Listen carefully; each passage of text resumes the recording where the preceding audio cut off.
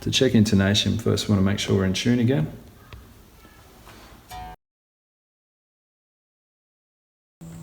Okay, now we'll check at the 12th fret, an octave up. Just make sure you're hitting that string with the same attack as you're hitting the open string. As you can see, we're just a little sharp.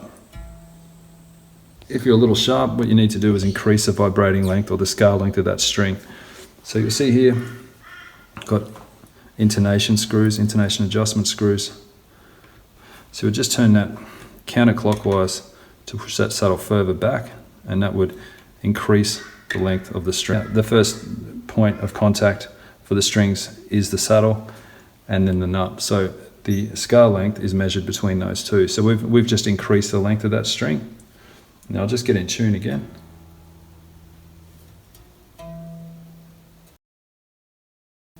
So we'll bring the camera around now.